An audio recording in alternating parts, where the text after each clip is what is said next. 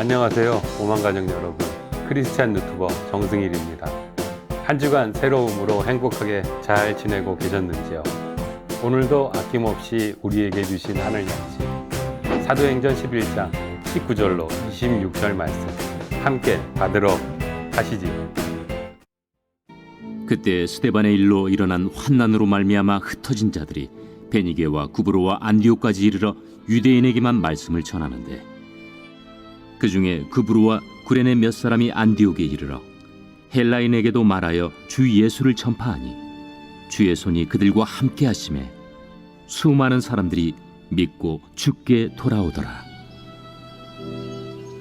예루살렘 교회가 이 사람들의 소문을 듣고 바나바를 안디옥까지 보내니 그가 이르러 하나님의 은혜를 보고 기뻐하여 모든 사람에게 굳건한 마음으로 주와 함께 머물러 있으라 권하니, 바나바는 착한 사람이요 성령과 믿음이 충만한 사람이라. 이에 큰 무리가 주께 더하여지더라. 바나바가 사울을 찾으러 다소에 가서 만나매 안디옥에 데리고 와서 둘이 교회에 1년간 모여 있어 큰 무리를 가르쳤고, 제자들이 안디옥에서 비로소 그리스도인이라 일컬음을 받게 되었더라. 아멘. 하늘 양식 잘 받으셨는지요? 그리스도인이라 일컬음을 받는 사람들, 지금 바로 시작하겠습니다. 초대교회는 유대인들의 박해를 받게 되는데, 특히 스데반의 순교 이후 예루살렘 교회는 큰 박해를 받게 되지요. 그래서 12사도를 제외하고 대부분의 교인들은 유대와 사마리아 지방으로 흩어지게 되었고, 박해로 흩어진 사람들이 가는 도시마다 복음을 전해 교회가 세워지는 과정을 설명하고 있습니다. 그 도시 가운데 한 곳이 안디옥이었습니다. 당시 안디옥은 그리스, 로마, 세계에서 세 번째로 큰 도시였다고 하지요. 안디옥보다 인구가 많은 도시는 로마와 알렉산드라 뿐이었습니다.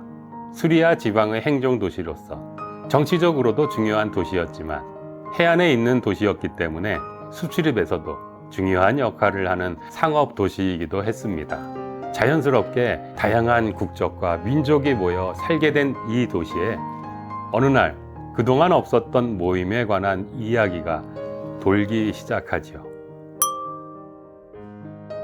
이 공동체의 특징은 무엇인가? 궁금해하며 이들을 지켜보던 사람들은 이 모임의 특징을 한 단어로 압축할 수 있음을 발견하지요. 바로 그리스도인입니다. 한 안디옥 사람이 다른 사람에게 이 사람들은 어떤 사람들이야 라고 물을 때 이 말을 들은 사람은 이렇게 대답했을 것입니다. 이 사람들은 항상 그리스도에 대해 말을 해. 그리고 우리와는 다르게 살아. 이 사람들은 그리스도의 사람들이야 라고요. 당시 팔레스타인에서 헤롯 왕조에 충성하는 사람들을 헤로디안이라고 불렀다고 하죠. 같은 방식으로 안디옥 사람들은 이렇게 예수 그리스도를 따르는, 그것도 충성되에 신실하게 따르는 사람들을 헬라어로 크리스티아노스, 오늘날 영어로 크리스천이라고 부르게 된 것이죠. 이 이름은 오늘도 우리가 사용하고 있는 것입니다. 우리는 크리스천, 그리스도인입니다. 이 그리스도인들은 분명 예수 이야기만 하는 사람들이 아니라 예수를 따라 사는 사람들이었습니다. 그 증거 하나가 오늘 본문 29절 이하에 나타납니다. 광범위한 지역에 큰 흉년이 들지요. 예나 지금이나 재난이 발생하면 형편이 나쁜 사람들이 더 큰 고통을 받습니다. 안디옥 교회는 예루살렘 교회에 만성적인 가난으로 고통받는 사람들이 많다는 소식을 듣습니다. 그리고 가만히 있지 않습니다. 기근이 광범위한 지역에 피해를 주는 상황이라면 안디옥 교회 역시 평소보다 어려운 형편이었을 가능성이 크지요. 그런데 안디옥 교회는 모 교회라 할 수 있는 예루살렘 교회를 위한 구제 기금을 조성합니다. 교회는 자기들의 소득이나 재산 수준에 따라 모금을 했고, 자신들이 지도자인 바나바와 바울을 통해 예루살렘 장로들에게 전달합니다. 이 구제헌금에는 기근으로 고통받는 예루살렘 사람들을 돕는다는 의미를 넘어서는 다른 의미 또한 있었습니다. 지금 사실 예루살렘 교회와 안디옥 교회는 많은 차이가 있었죠. 주로 유대인들, 그것도 히브리파 유대인들로 구성된 예루살렘 교회와 디아스포라 유대인 이방인들이 주축을 이룬 안디옥 교회는 사용하는 언어부터 달랐습니다. 그런 상황에서 이렇게 헌금을 보내는 행위는 교회 간의 코이노니아, 즉 친교, 연합의 표현이었다는 점에서 그 의미가 있죠. 어디에 있든 어떤 사람들로 이루어져 있든 어떤 언어를 사용하든 교회는 하나의 가족임을 구체적인 나눔의 행위를 통해 고백한 것이죠. 안디옥에서 처음 그리스도인이라 불리었던 사람들은 이렇게 행함이 있는 믿음, 사랑의 실천이 있는 믿음을 통해 예수를 닮은, 예수를 따라 사는 모습이 드러나게 된 것입니다. 한국 교회 역시 처음 그리스도인들은 말씀과 함께 삶으로 예수를 따라 산다는 것이 무엇인지, 복음에 따라 하나님의 통치에 따라 산다는 것이 무엇인지를 드러냈습니다. 그 가운데 강화 홍의교회의 개척 교인이었던 종승일의 일화는 유명합니다. 종승일은 마을 부자 소리를 들을 정도로 재물에 여유가 있었습니다. 세례를 받고 이름까지 바꾼 후 교회 속장이 되어 성경대로 살려고 노력하던 중에 마태복음 18장 23절 이하에 나오는 비유를 읽었습니다. 1만 달란트의 빚을 탕감받은 사람이 자신에게 100데나리온 빚진 사람을 감옥에 가두는 이야기입니다. 이 구절을 읽은 종승일은 며칠 동안 고민하다가 자신에게 돈을 빌려간 마을 사람들을 집으로 불러 모았습니다. 그리고 이렇게 말하지요. 오늘 내가 예수 믿고 죄 사함 받은 것은 1천만 양 빚을 탕감받는 것보다 크거늘 여러분에게 100냥, 1천냥을 빌려주고 그걸 받으려 한다면 이는 성경 말씀에 나오는 악한 종이라 할 것이요. 이 시간으로 여러분이 갚을 빚은 없소.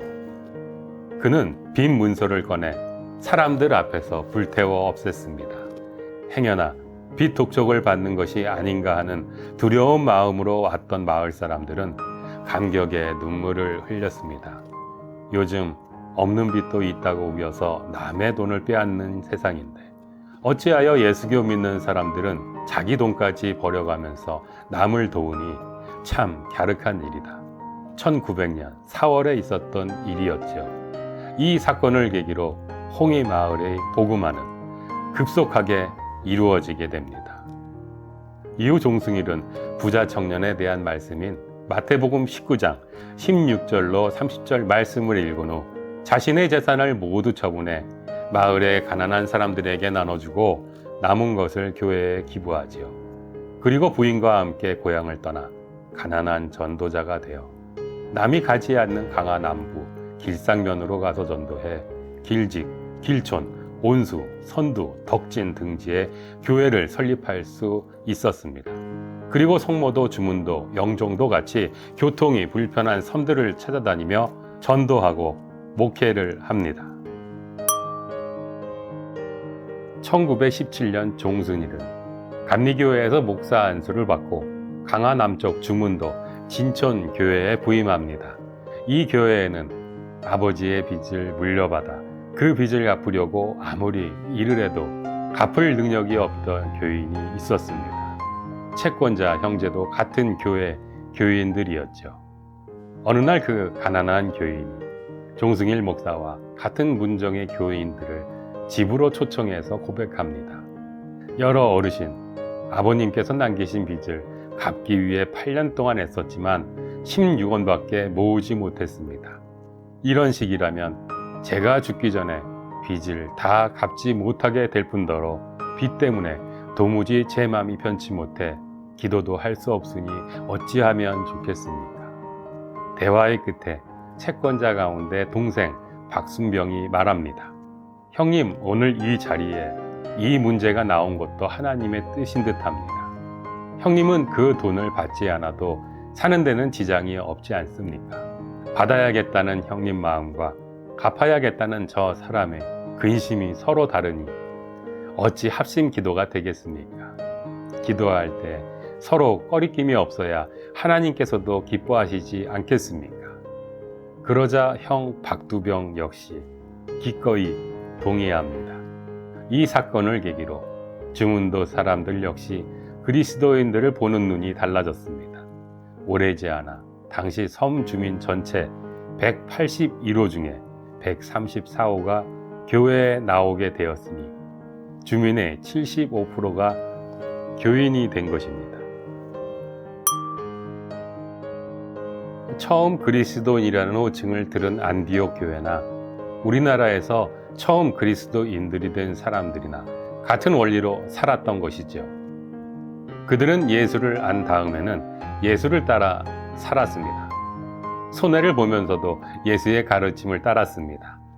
그래서 이들을 통해 복음이 전파되었던 것이지요. 안디옥 교회나 우리나라 초기 그리스도인들이 이렇게 살아갈 수 있었던 이유는 단 한 가지입니다. 그것은 성경을 배웠고 성경대로 살았던 것이지요. 안디옥 교회를 보면 초기에는 이름을 알 수 없는 그리스도인들을 통해 교회가 세워지고 성장합니다.